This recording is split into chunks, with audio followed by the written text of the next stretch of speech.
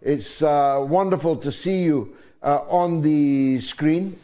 Give us, first of all, a situation report. Describe the atmosphere and the multiple problems that you are now having to deal with in the aftermath of the genocidal frenzy that you've been through over the last 16 months. Hi, George. Thank you so much for having me first.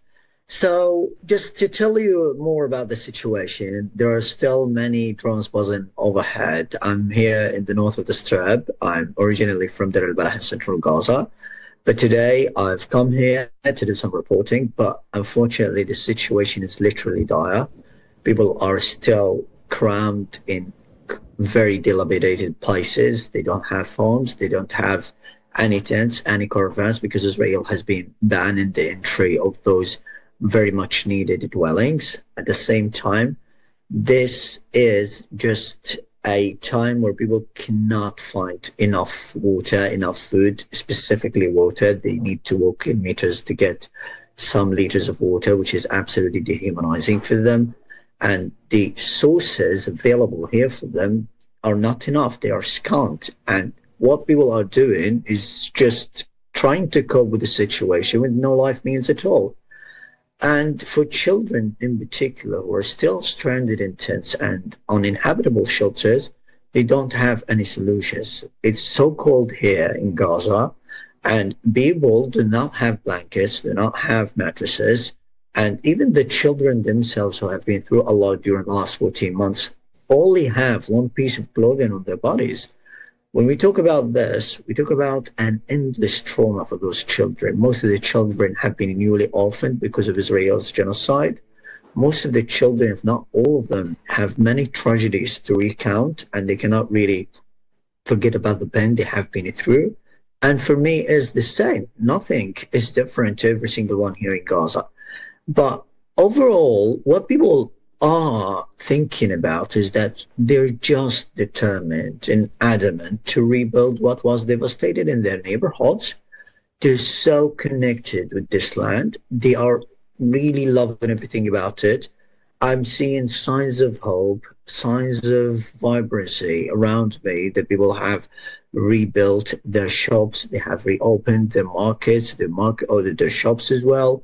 And many makeshift stalls are dotting the streets at the moment. And just people are trying to get to a sense of normality that they were used to before October the 7th. But of course, like, there was also an Israeli siege on Gaza before October the 7th and for 17 years. But because we really went from a very dark time to a darker time during the genocide, we really yawned for the pre-war time or the pre-genocide time. But it is still, Israel is still violating the ceasefire. It has killed 3 people on the ground in eastern Rafah early in the morning. And the 3 who were killed were police officers trying to secure the delivery of aid, but they were deliberately killed by a drone strike in Rafah. But unfortunately, what people are thinking about at the moment is that they really cannot move safely around because Israel can bomb them at any time, because Israel has killed around 100 people since the ceasefire took effect, and more than 820 have been wounded. And this is just an outright violation of the ceasefire. How can we really handle such an incredibly devastating time where people don't have anything but just piles of rubble everywhere, and no heavy vehicles have been allowed at all, no needed devices and tools to remove the rubble and clear up the rubble and sweep up the streets have also been given the permit to enter Gaza. So how people can really do or restart a new life if Israel continues violating the ceasefire, continues breaching the ceasefire, and not allowing any aid in an attempt to ethnically cleanse Gaza and the entirety of the Strip. It's completely horrifying and something unbearable for me and every single one in Gaza. But again, we're just a very united people. We have the spirit, the backbone, and the determination, and the hope to make Gaza beautiful again.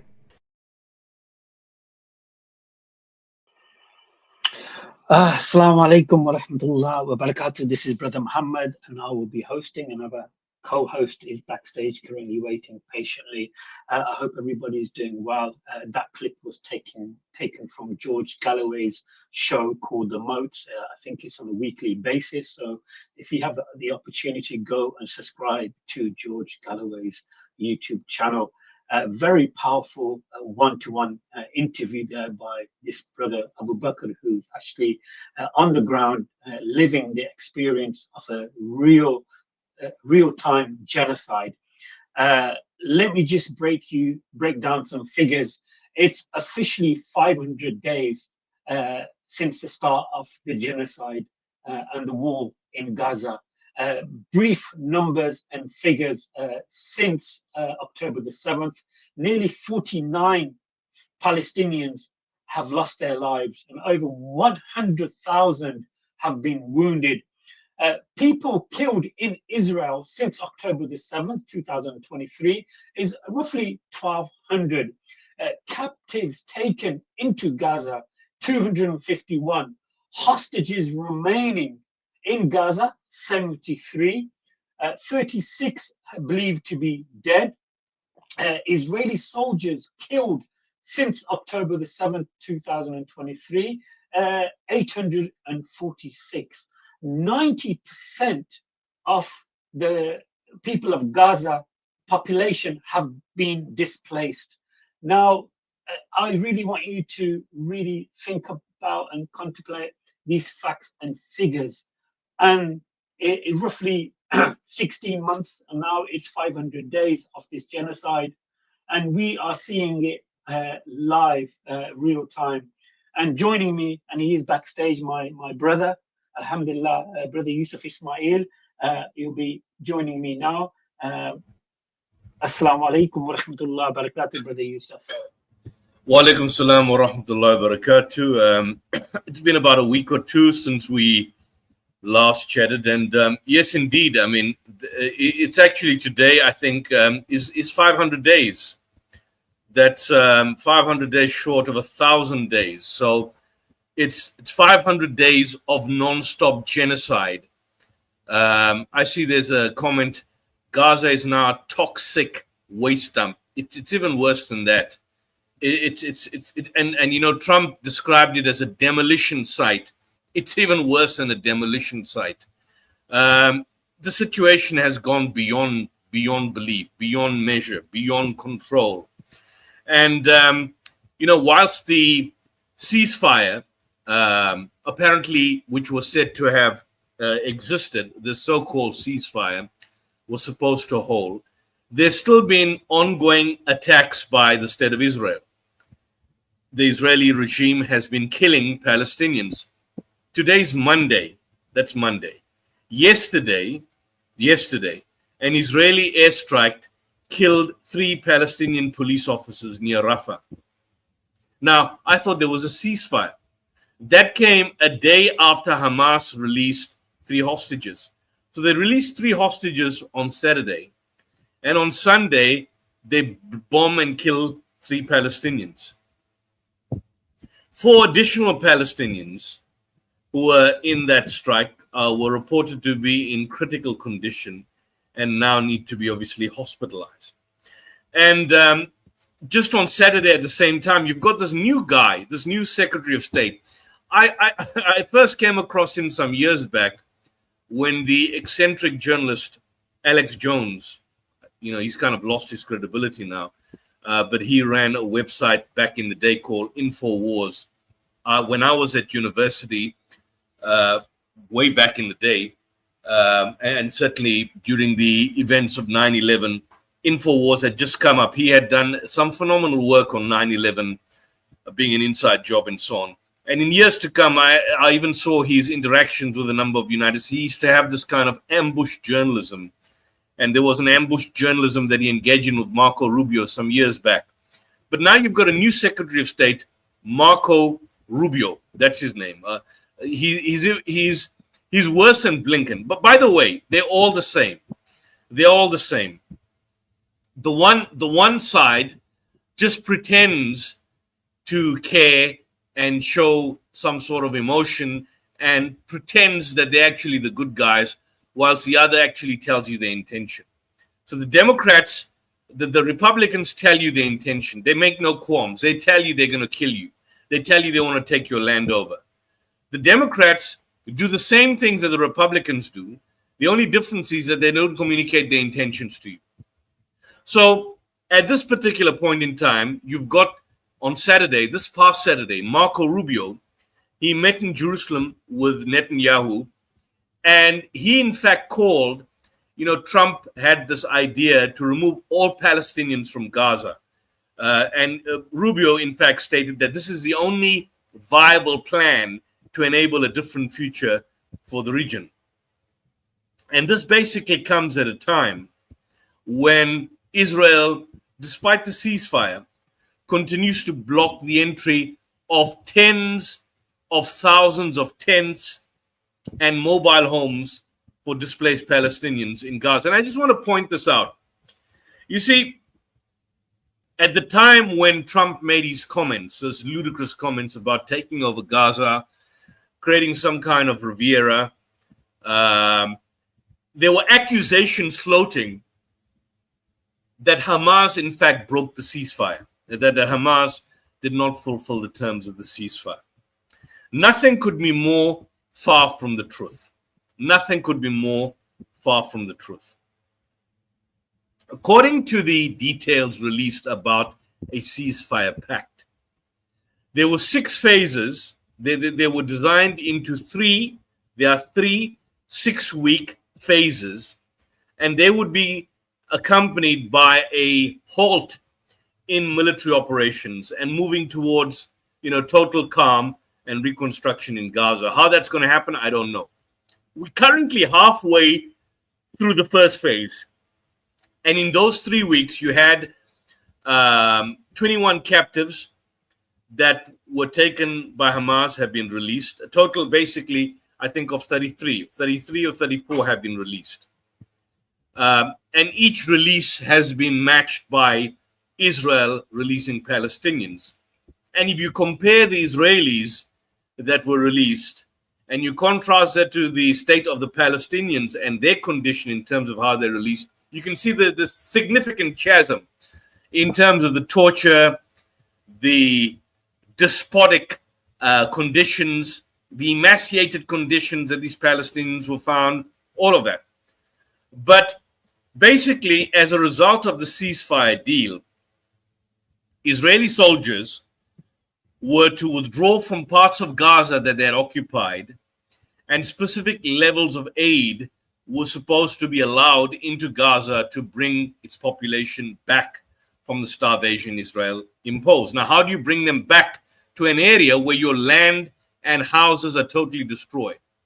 Question: did Hamas break the ceasefire, or did Israel violate the ceasefire?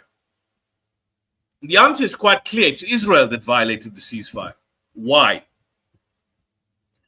Because according to daily reports by humanitarian aid organizations, by the Ministry of Health, Israel is still killing people in Gaza. So what ceasefire are we talking about? Yesterday, they bombed an encampment. They killed individuals. In terms of aid, Israel was supposed to basically give close to 12,000 trucks. 12,000. They haven't fulfilled that. They gave something like about 8,000 trucks. In terms of shelter, 200,000 tents, because people have no homes, were to be stipulated in the first phase. But accordingly, only 10%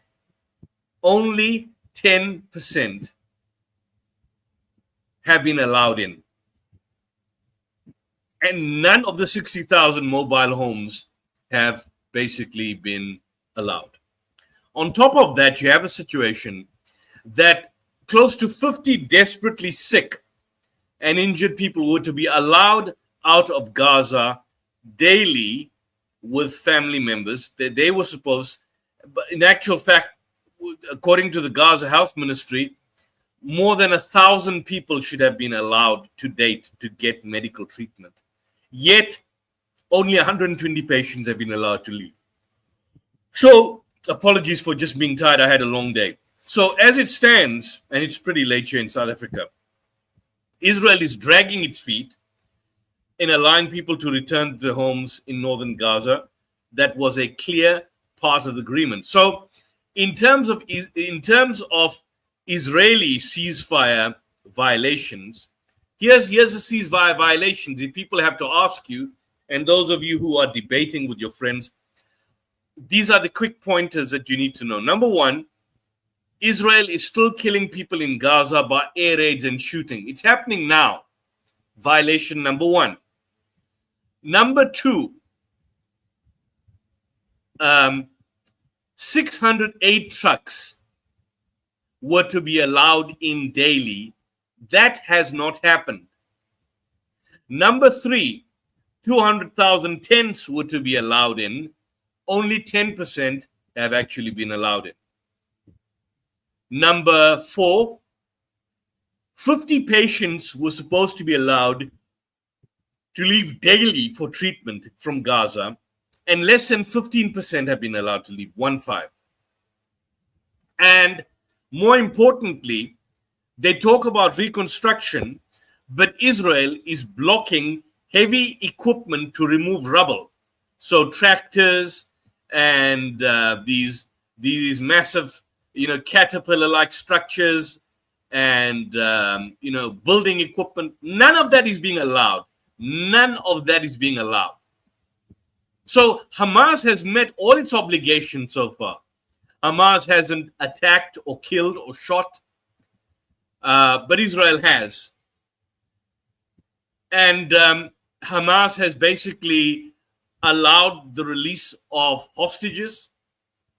So last week, a couple of days ago, Hamas, when Abu Ubaidah basically made the point that they would pause with the implementing of the agreement due to Israel's violations, they made it clear that they would open it and resume if Israel agreed to comply.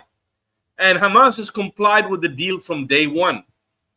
But as usual, Israel, on the other hand, has continuously displaced people in northern Gaza. Israel is still killing Palestinians.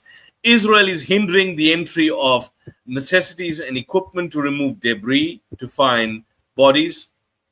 And the issue is, when you look at what Donald Trump has basically suggested, and even that cowardly king of Jordan who blinked fanatically but didn't speak out at all to Donald Trump, when Trump was basically mentioning about the creating of this Riviera and taking over Gaza, it just allowed this. When is this fantasy ever going to happen? It's not going to happen. So it's quite clear that Israel is basically terrorizing the Gazan civilians. Israel is essentially destroying the last remnants of whatever is happening in Gaza. And as this is happening, there's terror being enacted on the people in the West Bank, where they are killing individuals and murdering them on a daily basis. So I want to share this. This, which is just published today by this phenomenal magazine called 972 Magazine. Here we are. This is something which is remarkable, and this is an Israeli news magazine that does phenomenal work. This is published by Eli Perry, dated the 16th of February, 2020. That's 2025. That's today. That's yesterday. And there's now more information that's coming out. Look at what the heading is, and this is more information of atrocities coming out. What does the heading read, Mohammed? Israel. Yeah, it's clear. It's clear in black and white. Yeah. Israeli soldiers use an 80-year-old Gazan as a Gazan, an 80-year-old Gazan as a human shield. Then they killed him. This is from Plus 972 Magazine. This is the English. But by the way, this magazine is in Hebrew. So I've got this under Translate, Google Translate, whatever the case is. but it's got a translation for this. So this is a Hebrew news magazine published in Israel. And the story goes that they use this 80-year-old man, Gazan, as a human shield, these scumbags, and they kill him. They put an explosive cord around the man's neck and forced him to scout buildings for 8 hours. After his release, another division shot him dead. So here's the story as it goes. And as you can see, these are photos of Israeli soldiers operating in Beit Lahia in the northern Gaza Strip. That was on November 28th, 2024. Here's the situation here. The Israeli soldiers, senior officer in the Israeli Army's Nahal Brigade, a senior officer, so it's not low-level officer, senior officer, tied an explosive cord around the neck of an 8-year-old Palestinian man and forced him to serve as a human shield, ordering him to scout about abandoned houses under threats of his head, having his head blown off. After he had served his purpose, the soldiers ordered the man to flee with his wife. But upon being spotted by another battalion, both him and his wife were shot dead on the spot. Soldiers present at the scene. Brother Yusuf, I'm sorry. Yes. Can you just repeat that last sentence again? Because I really want the audience to really take hold to this particular news article. Okay. Please. Okay. It's very disturbing. Sure. I know it's very disturbing, but we people have need to know this information out. Yeah. And I want people to share this information and go to 972 magazine. Share this information as well. It's an Israeli news magazine, Israeli media. What they say here, the Israeli soldiers forced him to serve. They ordered him to scout out abandoned houses under the threat of having his head blown off. After he had served this purpose, the soldiers ordered the man to flee with his wife. But upon being spotted by another battalion, they were both shot dead on the spot.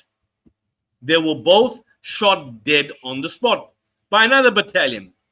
Soldiers present at the scene told the Israeli investigative outlet the hottest place in hell. Imagine that. This is another journal called The Hottest Place in Hell. I mean, these Israelis are satanic.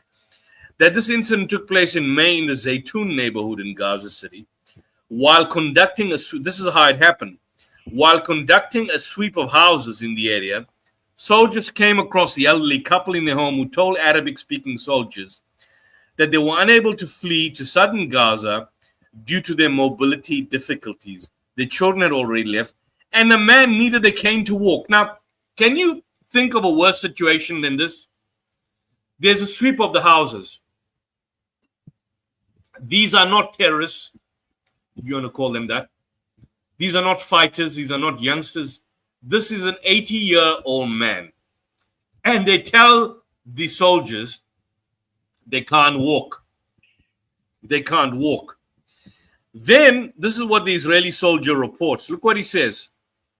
At that stage, the commander decided to use them as mosquitoes. What do they call them in Israel? As mosquitoes. One soldier explained, referring to a recently exposed procedure by which the army forces Palestinian civilians in combat zones to serve as human shields to protect soldiers from being shot. Can we, brother Yusuf, I know, I really apologize. I really want to go through this again because the whole scenario we always hear on such as Piers Morgan and other right-wing Zionist media outlets that the Hamas use women and children as human shields. I've never seen any evidence of that. I've not really seen any evidence of that. With all the might of the Israeli intelligence services, I'm sure they could post a picture of women and children being tied to buildings or tied to rocket launchers or tanks or any type of military armaments. But it's actually the other way around. The narrative is actually false. And now we're hearing is actually the IDF is actually using the Palestinians as human shields. Am I correct in that, Brother Yusuf? Absolutely, you're 100% correct. In fact, the human shields is a total lie. It's a total lie. And by the way, when they make the argument that the Palestinians or Hamas is using them as human shields, their argument is that it's indirect, which is even false. Because their argument is, well, why is Hamas operating in area where there's a civilian population? But in any event, the entire Gaza is just overpopulated. In a small area, there's no military facility or army base where you can operate from. So there's no evidence. This entire aspect of human shields is a lie. Hamas has never been shown once.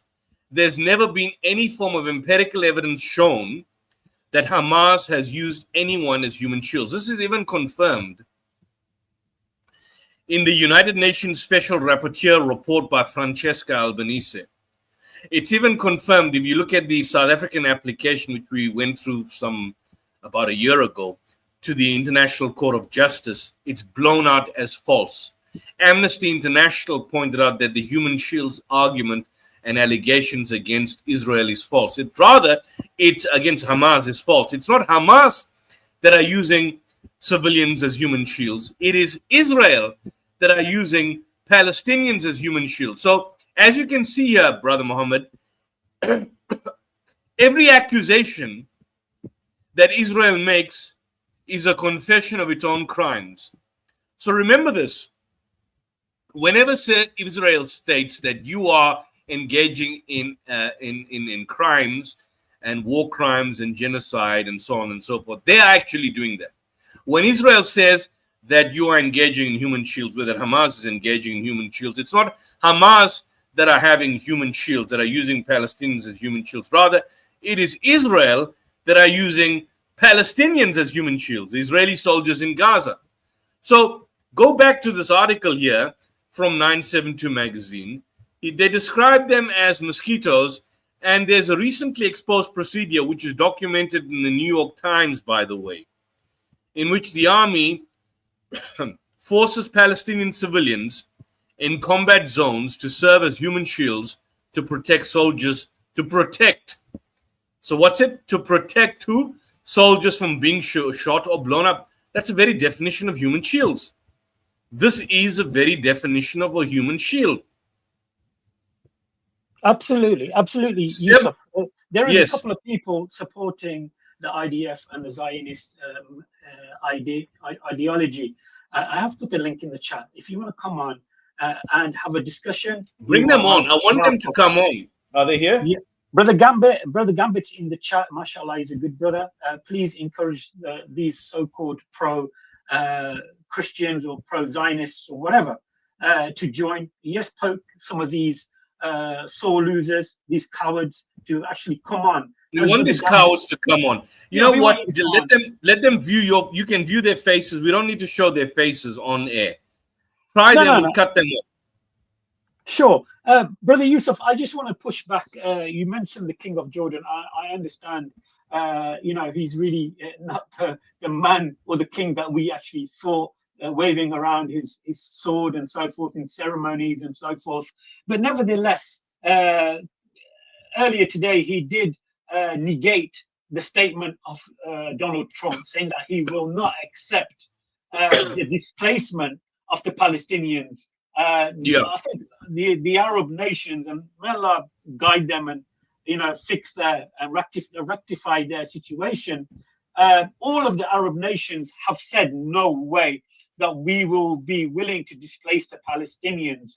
I wanted to make that clear because sometimes people might get the wrong end of the stick and think that we are against the leaders, but sometimes they do mess up, and sometimes they are willing to stand up and say no. The Palestinians have the right to their land. I really want you, if I know I'm going to go to another just topic. On that point, my issue, I want to finish this piece because I think people need to see, but just on the King of Jordan, he gave a remarkable speech at the United Nations some time back, I think last year. And of course, I've seen his Twitter feed. But the problem I find with a lot of these leaders, and particularly with him sitting in the White House, is that I don't know whether it's fear, whether it is some sort of diplomacy on their side or what it was. But I mean, you saw Trump was just so obscene, so fanatical, and it seemed to me, I mean, if you see the posture of the king, he was basically, I mean, his hands were clasped together, and I mean, there was just fear. There was fear, and unfortunately, Allah must just give these people strength to stand up and speak against tyranny. But I see this fear. There's fear amongst and it's just not just the leaders. It's the Muslim world. There's just fear within the Muslim world to stand up and speak up against all kinds of evil. I mean, you know, we had the same situation in South Africa. I don't want to detract now, where a number, you know, during the time of Ahmed Didat, when he was speaking during the heights of apartheid and threatened with arrest and so on, there were very few leaders, Muslim leaders, ulama, that basically supported him. And unfortunately, we have that situation that it's good to speak and give talks at the United Nations. And I saw the King's Twitter feed that they won't accept it. But that's the right moment before the world press. You know, someone like you or me, if we were sitting there next to Trump, what would we have said? Would we have kept quiet? I know you, Brother Mohammed. You know me. Would we have kept quiet? And we nobody. I mean, we're not leaders of any nation or anything. And I think this is what needs to, this kind of quiet diplomacy has to go back. But just finishing this article, because I think it's important people see this article here. I don't want to move away from this article, and it's not that long. This is a situation what the soldiers did to the woman. They detained the woman at a house. The man using his cane was made to walk ahead of the brigade's soldiers. He entered house. There were explosives. According to one of the soldiers, before starting, an officer took a detonation cord. And listen to this, an explosive fuse used to connect charges, attached it to an initiating charge, and tied it around the elderly man's neck so he couldn't run away, even though he was walking with a cane.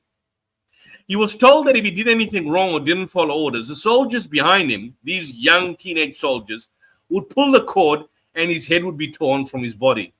And he eventually was murdered. After 8 hours, this is 8 hours, imagine that. An 80-year-old man walking 8 hours. 8 hours are from what? Let's assume he started at 8 o'clock in the morning in the heat.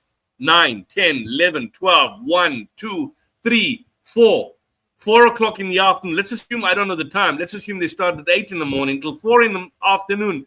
This man walking from house to house, 8 hours non-stop, with different soldiers taking him. So now that some soldiers rest, others take over. Order him and his wife to evacuate on foot. And according to the testimonies, you know, they didn't in fact inform the other divisions that, look, they are using these people as human shields. And then they took them to a place which is the open, they took them to the combat zone. They took them to the humanitarian zone, which is a combat zone. And the other army open fire regulations state explicitly that any person found moving in a combat area after the designated evacuation time is considered an enemy combatant, even when it is an elderly couple in their 80s. That's a protocol. So they didn't kill him. They murdered him and they murdered his wife. This other article, which is an 80-year-old. SubhanAllah. And what investigation has been done? Were there anyone charged for war crimes? Anyone charged? Nothing. Nothing. Nobody has been, no soldier has been charged.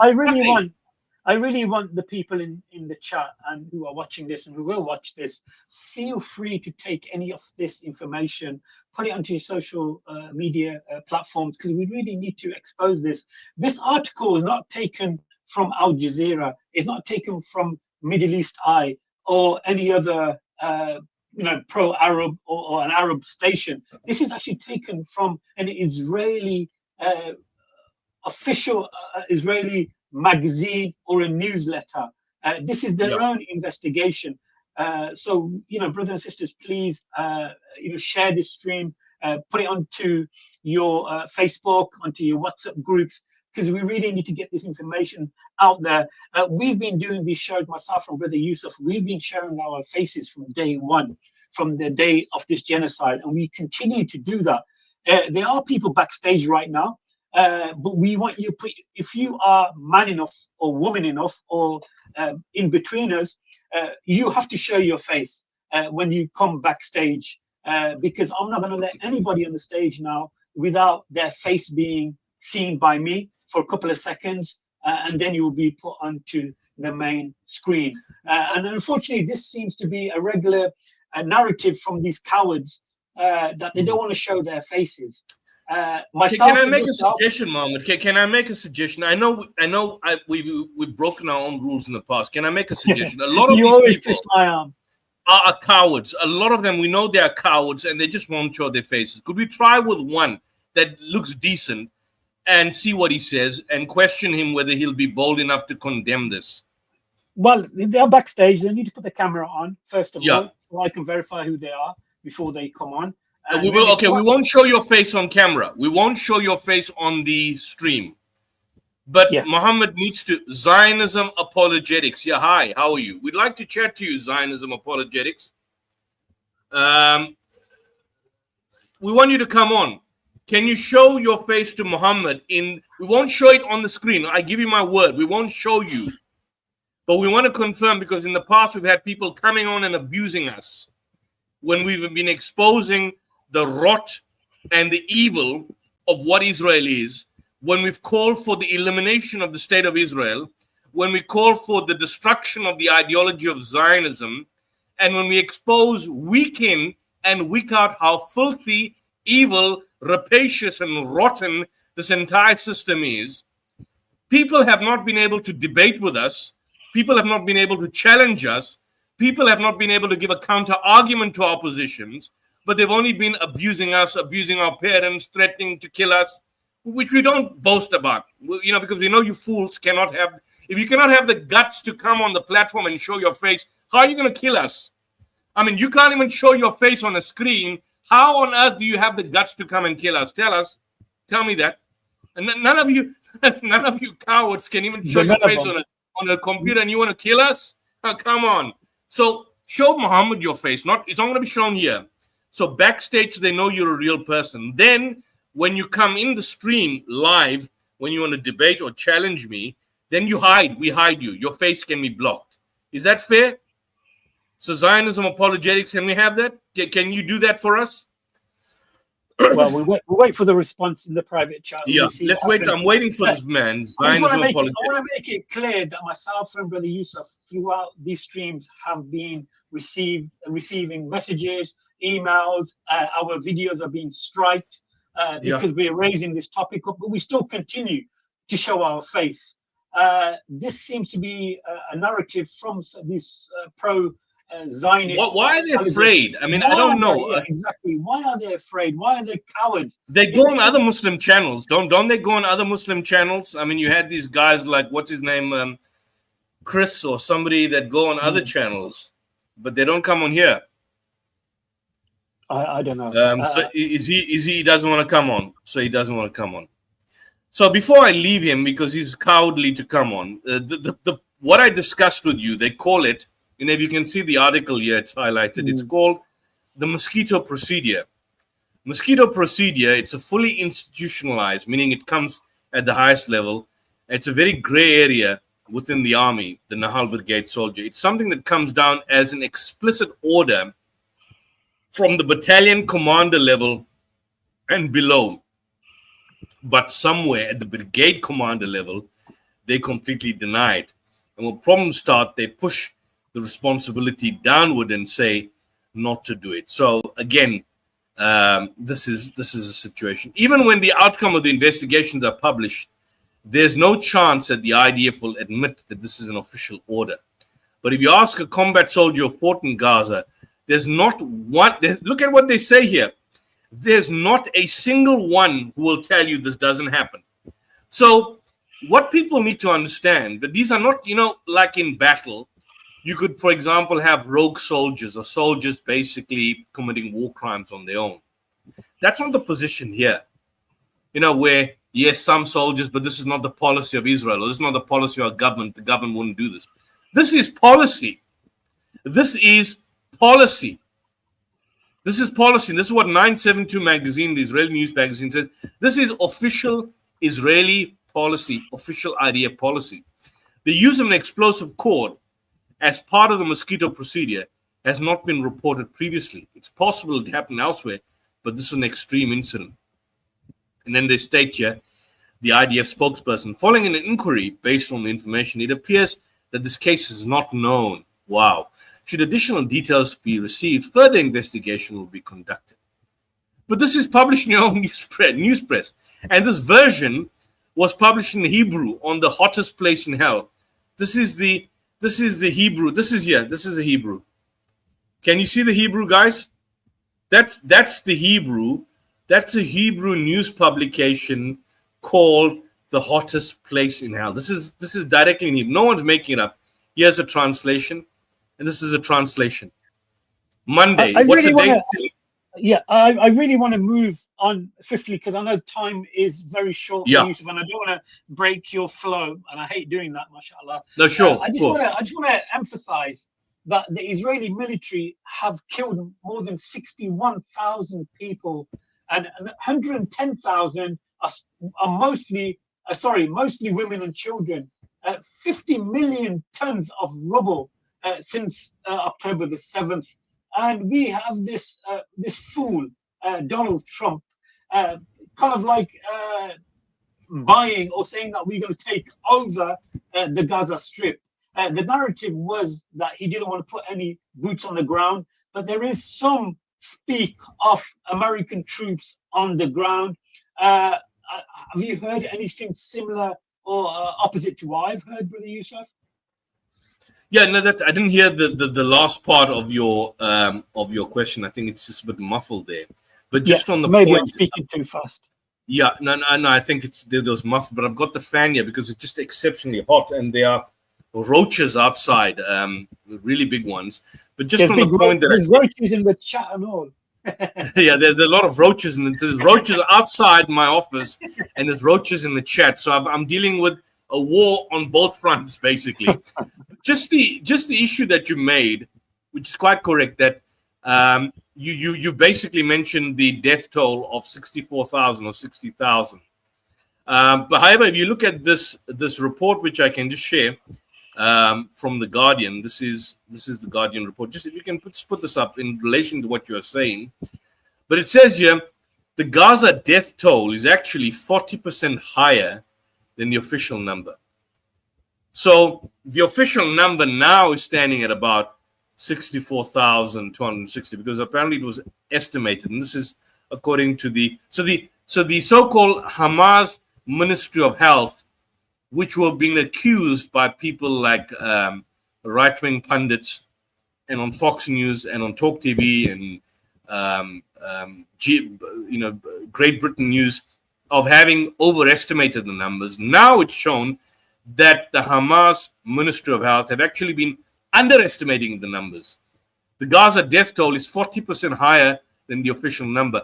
Last year, the Lancet, this is on the 10th of January, it says here, research published in the Lancet Medical Journal, so it's not last year's report where we also gave, estimated the death toll in Gaza was about 40% higher than the numbers recorded by the Palestinian Territories Health Ministry.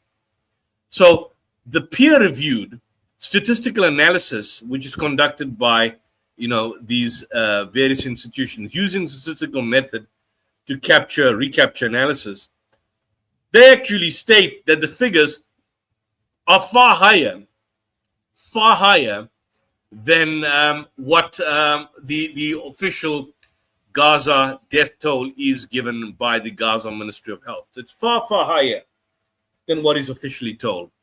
And so, I mean, to come back to the original point, there's more people dying. There's more people dying by the day. And the situation in any way is not going to get any... I don't know if you saw the percentages there. 59% of the victims are women. Did you No, that is correct. Yes, absolutely. Absolutely, that is correct. The vast majority of people and individuals that have been killed are women, basically, and children. Because what shocks me, Brother Yusuf, in this small area, over 75,000 tons of explosives have been dropped in Gaza. In that Yeah. small area, 75,000 tons of ammunition, bombs, and so forth.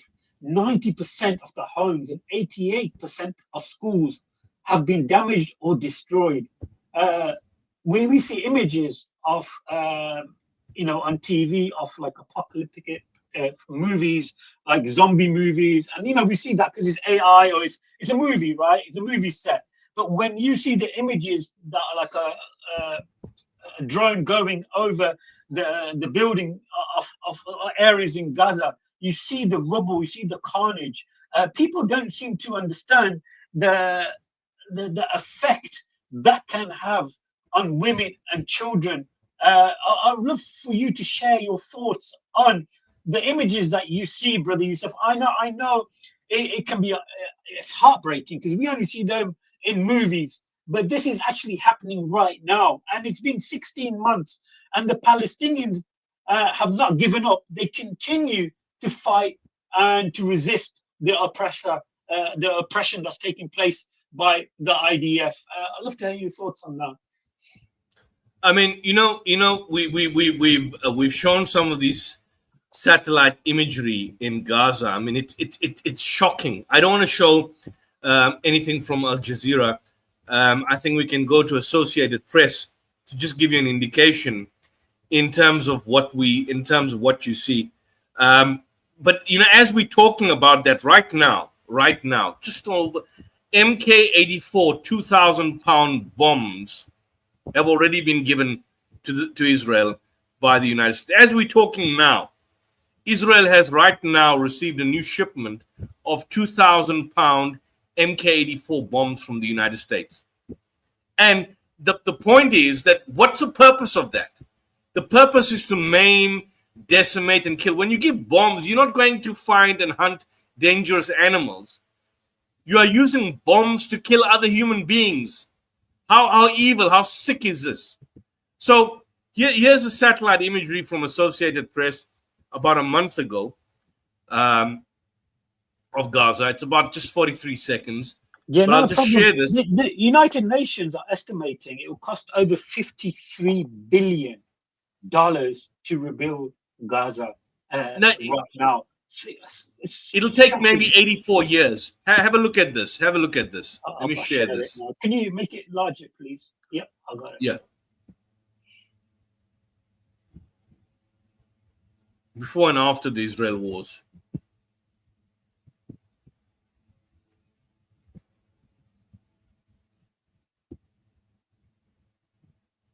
That's June 4th, 2020. This is after it's finished.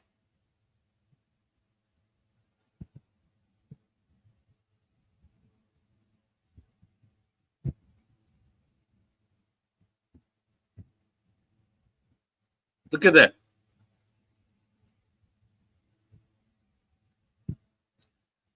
I mean, this is from satellite imagery, but there was something even more graphic that I think I shared in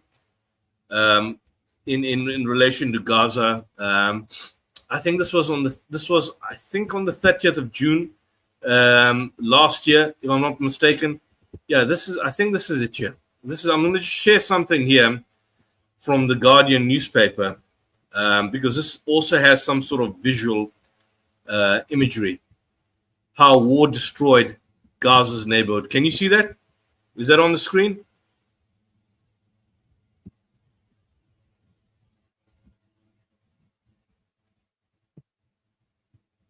Look at that.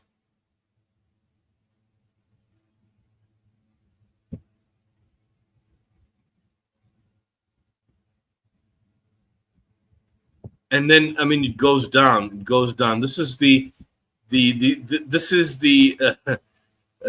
list of the damaged buildings that you basically see here. The huge, beautiful satellite imagery. Here's the picture view of Burj Al Nadan, Burj Al Oda buildings destroyed. I mean, imagine going back to your house. No, can you just go down a bit, because even a cemetery was bulldozed, destroyed. Can you see that at the bottom there? Mosques and cemetery. Mosques damaged, destroyed. A cemetery bulldozed. They bulldozed the cemetery.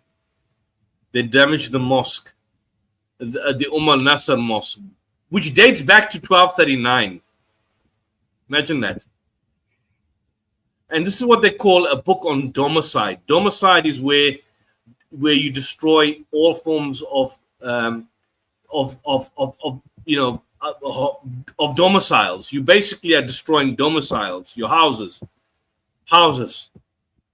This is satellite image from 30th of November 2023. Destroyed crops, agriculture, flattened fields. And as it's going, this shows Israeli forces blowing up a school. This was 12 December 2023. Blowing up a school. Israel stated that the building was a Hamas outpost. It's now shown to be false. These are UNRWA schools.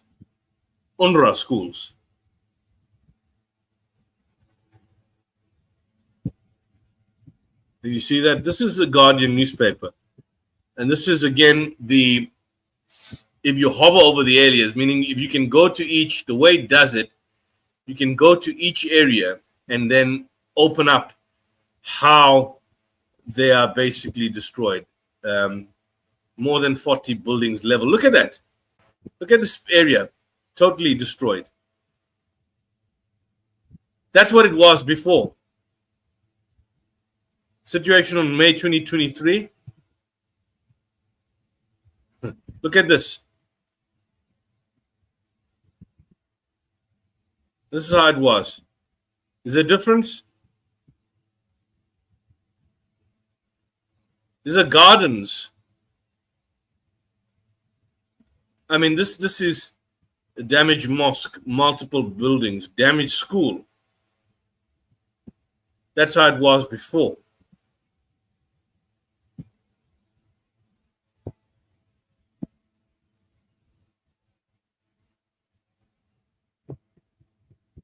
A video film from a car moving along a road on 25th of November.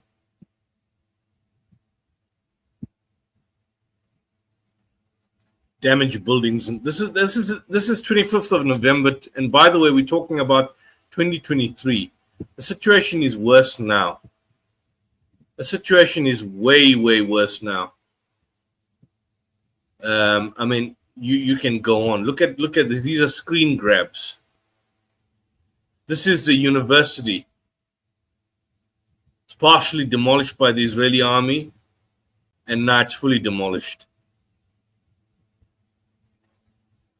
One can just basically go on and on. There must be more updated reports. I mean, the updated reports, if you see the images now, it's a total demolition site, worse than what you see here now. Worst. I don't want to show. There's an excellent Al Jazeera. Yeah, I just want to make. Can't show that. Yeah, of course. We got to make it clear that how the people of Gaza used to make their income and their living. Majority of it was from international aid, and also their trees. They used to plant olives, of course, which is well known, and dates, of course, Palestinian dates. Since this conflict has started, it's reported nearly 250,000 trees, such as olive trees and so forth, have been uprooted as punishment for the people of Palestine by the IDF soldiers in the torture and destruction of the people of Palestine.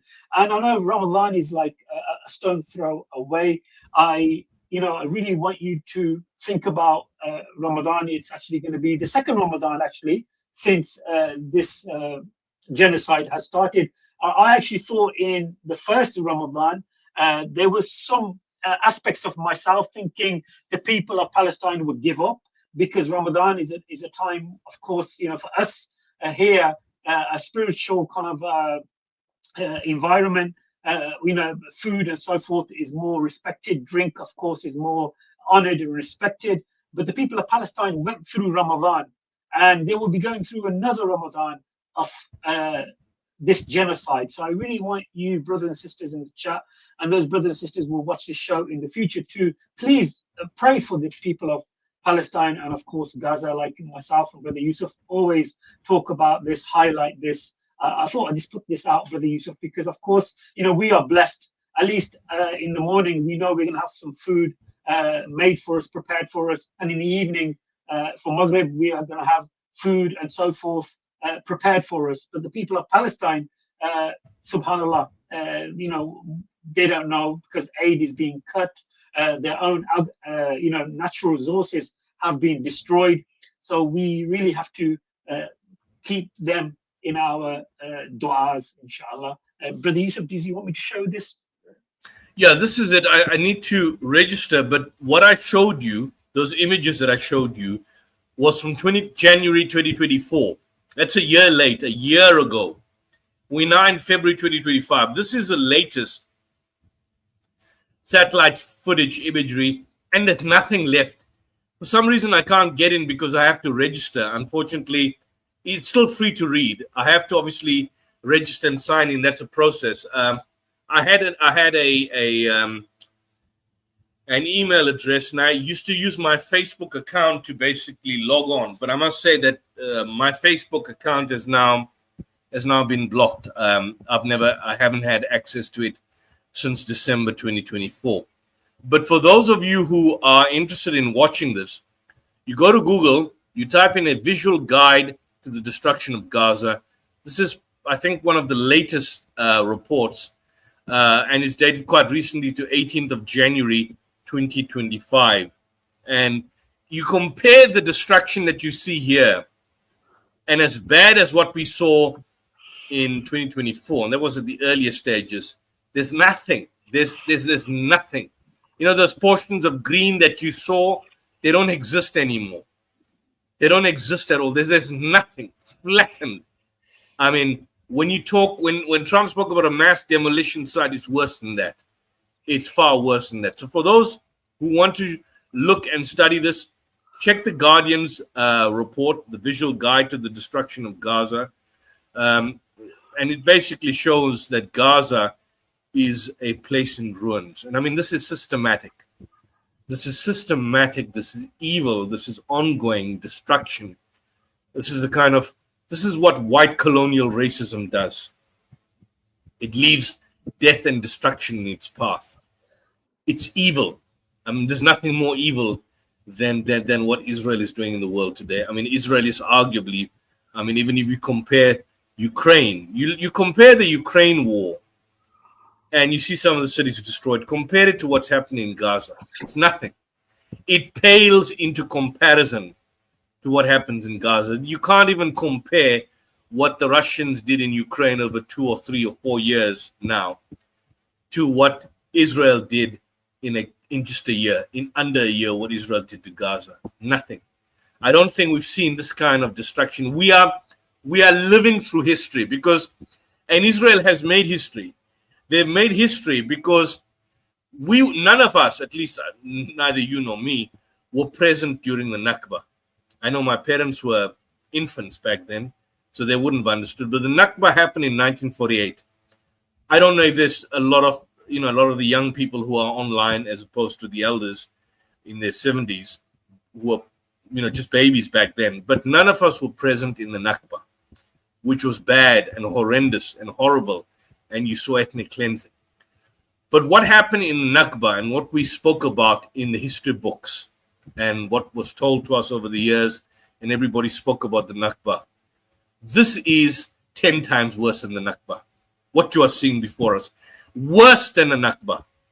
I mean, this is at another level entirely. We, in generations to come, this generation, we are living through history right now. People don't know. We are living through history. 100 years from now, if this video still exists back then, they will be talking about this. This will be part of the history books. How Israel destroyed and decimated Gaza and committed genocide against the Palestinians. This is history. We are living in history. You're going to talk about the history books. This will be in our history when we are gone and passed on. They'll be studying this. They'll be studying this in centuries to come. a century from now, if the world still exists, they'll be studying what happened in Gaza. The way we speak about World War II and World War I, which is not too long time ago, it's within the lifetimes of many people. But 100 years from now, when most of us will have been gone, will have probably died, 200 years from now, they'll be talking about this. This is the situation that we see, that people need to realize. And also, Brother Yusuf, the situation regarding armed conflict, I think the bar has been raised now, or been lowered, I should say. It's been lowered now. Now, committing genocide, it's permissible. It's how can anybody else, how can America or any other nation now point fingers at any other nation and say what you're doing is to the people of the suffering people is cruel or inhumane? The standards have been set. I can't really see this conflict ending anytime soon. The resistance will always be there. We've seen that recently with some of the images when the hostages or prisoners were released. How do you feel finally, Brother Yusuf? It's nearly an hour now. I know you've had a very, very busy weekend. May Allah make it easy for you, brother. How do you feel this conflict will come to an end? You know, although we've spoken a lot about this, and I've spoken now for more than a year, yourself as well included, I don't know. I just don't know. It'll have to come to an end. It'll have to come, but just to tie that out in terms of the return, just to answer your question, this is also from 972 magazine. Gazans now, with the ceasefire, dreamed of returning to Rafah. The reality that they are facing, as you can see right now in this report, also on the 5th of February, is a nightmare. This is what they're facing. How do you come back from this? I mean, you see, the thing is, when two people fight with each other, you can reconcile. You agree with me? You have a fisticuff. Maybe the parties come together, families come together, you reconcile. How, if the husband and wife fight, you can reconcile. Friends fight, maybe you can start. Brothers fight with brothers, you can reconcile, get together. There's always a silver lining. What is a silver lining to the physical element here? You know what the silver lining is? That the world has basically seen the iman of the Palestinians. The faith of the Palestinians is now on display to the entire world. Their iman is resilient. And so, despite the anguish, despite the destruction, despite the mayhem that they are basically experiencing, they are resilient in their defiance against an oppression, against the modern day pharaohs of our time. They are resilient. And we have to support them to the hilt. Despite forcibly displacing over 1 million Palestinians, the Palestinians will still always be there. Despite Donald Trump talking about, as a madman, as a lunatic, as a psychopath, as a narcissistic maniac, as a womanizer, as a person who sleeps with prostitutes, despite all his claims about wanting to create a Riviera, that's not going to happen. That's not going to happen. Hamas will be there. And the resistance will be there. And the Popular Front for the Liberation of Palestine will be there. And the Palestinian Islamic Jihad will be there. And everybody knows, just like Fareed Zakaria mentioned about 2 days ago on CNN, Fareed Zakaria, the conservative right-wing pundit, that whenever a foreign army comes with a powerful military might and far more powerful superpower, but whenever there's a local insurgency, and whenever you don't have the support of the Palestinians or the locals in general, you are destined to be doomed in the end. Look what happened to Afghanistan. Look what happened to Iraq. Look what happened to Vietnam. Look what happened to Cambodia.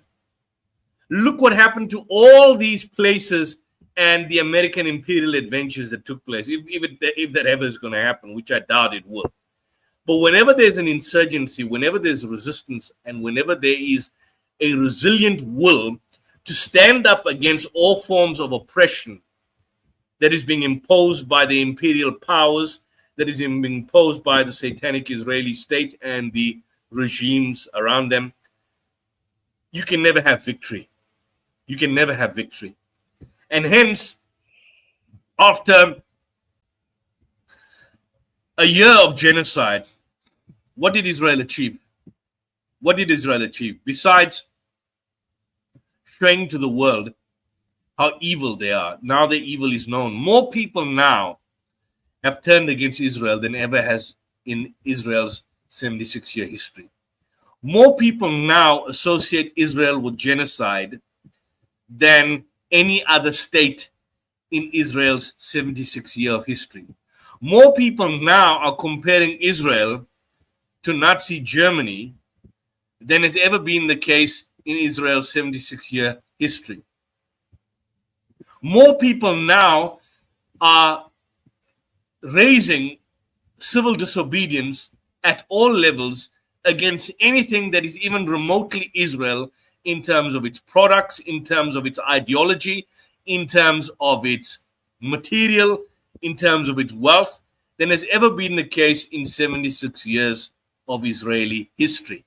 How can Israel be said to have won after a year of genocide? The Palestinians emerge as a winner, even though they've got nothing, even though their homes are destroyed, even though they are reduced to poverty and starvation and suffering. They still emerge as winners. And that's what people need to realize. They still emerge as the winners of this conflict. It's not Israel. Israel has become the global pariah. Nobody respects Israel. Everybody associates Israel with apartheid. The world has changed completely. Social media has changed it completely. And even mainstream media, Plus 97.2 magazine is mainstream Israeli media. It's not even British media or American media or Al Jazeera or Middle East Eye or Middle East Monitor. None of that. Their own media has turned against them. Just turn the pages of the Haaretz and its editor, the excellent editor Gideon Levi. We hope to one day get on this program as well. Look at what they are saying about their own people, about the Israeli regime. This is a, in 1989, I think I made this point before. The late Sheikh Didat did a massive symposium at the Good Hope Center in Cape Town with the United States Congressman called Paul Findlay. It's available on YouTube. I urge everybody to watch it. It's called "Is Israel Set Up for Destruction?" Just type it on YouTube. Is Israel set up for destruction? Ahmed Didat with Paul Findlay. And that was in 1989. We're now some 35 years later. We can say that Israel is not being set up for destruction. It is on the throes of destruction. It is actually being destroyed at all levels, ideologically, physically, emotionally, in every way possible. The issue is, Brother YUSUF, it's not the fact that it's getting destroyed. It's going to take other countries with it. They're going to sink to the bottom of the sea, and all of them are going to drown. And I think what's going to happen is majority of the other countries will be pointing fingers at them as they're drowning, saying, "We told you so." The Palestinian people will be pointing their fingers at them, saying, "We told you so. This is going to be the outcome." And inshallah ta'ala, that will be the outcome. My question to you, of course, was, and I still hold my thoughts also, that I cannot see the resistance giving up. I cannot see the Palestinian people giving up at all.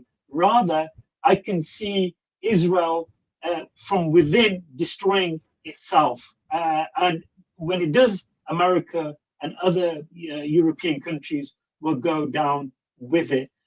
These final words, Brother YUSUF, I do apologize. It's been over an hour. I've took so much of your time. Final words from you before, inshallah ta'ala, we end the show. Jazakallah khair. Well, it's just to continue with what I said, brother. We will continue with our mission in bringing this information out there to as many people as possible. I think the people and the viewers need to know now that there have been many of these streams that have been cancelled. and we've had multiple strikes on our YouTube channel, and it basically goes to show. Unfortunately, it's Brother Muhammad's got about 15,000 subscribers, which is quite decent. I don't have as many. Mine's is just a fledgling channel, but it's far more easier to get rid of these fledgling channels, particularly when we speak out against what the establishment worldview is. So I would urge people to support us, support Brother Muhammad's phenomenal work with the Coventry Faith Foundation, support the South African Debate Initiative. We are continuing to discuss these particular issues. Remember that we are under threat. We're not too concerned about the physical threats. Like I said, the people who want to kill us are afraid to show their faces. So if they're afraid to show their faces on the computer, I don't think they'll be able to show their faces face to face with us. But be that as it may, the other threats and the challenges that we're facing is that we want to get this information out there to the public, to the viewers. There are certain talking points, and it's not being made up by us, because I don't consider myself an expert. I'm not a scholar on Palestine studies. We've had scholars. We are going to have scholars, inshallah. I'm not a scholar on Palestinian studies, on Palestine. It's not my forte. I read, I study, and I present the works and the research of other people.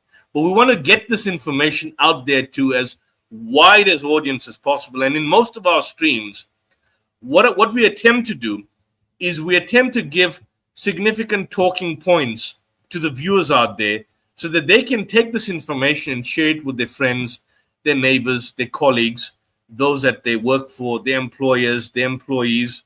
If they are at Speaker's Corner, they can go and share it on the public platform.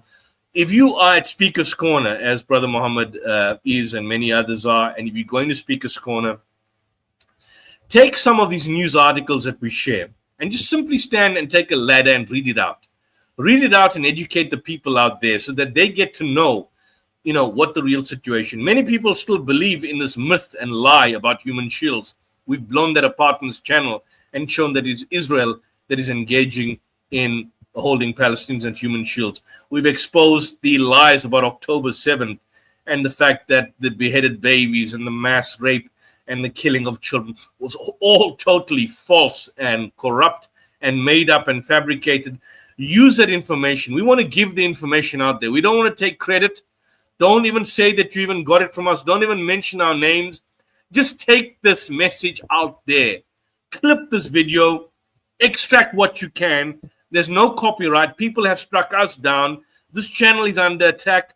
Brother Muhammad's channel is under attack. Both of our channels are under attack. We don't know if the stream will be available after the YouTube stream. Both of our previous streams have gone down. Both of our previous streams that we did now over the past, I think, 2 or 3 weeks are out. They're no longer there. They've been struck down by YouTube. They're not there. So we are under attack, either for what some believe to be copyright infringements, others believe that the content is insightful and hatred. We don't present hate. We're not asking anyone to hate anybody. We are just speaking out against an evil, rapacious regime, and we're not going to stop. We won't stop. We will continue. So you can hate us, you can abuse us, you can swear us in the chat as you've done in the past. We will not stop. We will continue exposing your falsehood. We will continue presenting you with the truth. And we want you, as the Quran says, وَقُلْ جَعَ الْحَقُّ وَزَهَقَ الْبَاطِلِ إِنَّ الْبَاطِلَ كَانَ زَهُوقًا. That when truth hurls itself against falsehood, falsehood perishes. For falsehood is by its nature bound to perish. And I leave it at that, Brother Muhammad. Excellent way. Just a quick reminder, this Sunday, 7 p.m., we have a phenomenal debate with Brother Yemeni and this other individual, he goes by the name of Muhammad. He's a Quran only. And of course, Brother Yemeni is an Orthodox Sunni. And they will be debating, do we need hadith? So stay tuned for that. A couple of days ago, we did a stream regarding the occupation of Kashmir, which was a huge success. And we're hoping to continue with the plight of the people of Kashmir. So stay tuned for that. I've got some interesting news, but hopefully I'll pass that on the weekend. But brothers and sisters, thank you for watching. Please, it's free just to like, share, and subscribe. There's no cost to it whatsoever. We need to get this message out. As Brother Yusuf said, take bits and clips out of this and put it onto your social media so we can highlight the plight of the Palestinian people. Myself and Brother Yusuf are the only people who are willing to show our face and talk about this issue, even though we've had threats and we've had warnings and our shows have been taken off YouTube. Brother Yusuf, once again, thank you for coming out, taking time out and joining me on this beautiful evening. Jazakallah khair. Your brother Mohammed from Cover F. Always a pleasure, Brother Mohammed. It's always a pleasure. Allah reward you for your efforts and your sincerity. And you know, I'm always humbled in your presence because of your sincerity, and I appreciate this partnership. And inshallah, we will continue. I mean, inshallah. Assalamu alaikum wa rahmatullahi wa alaikum salam wa barakatuh. rahmatullahi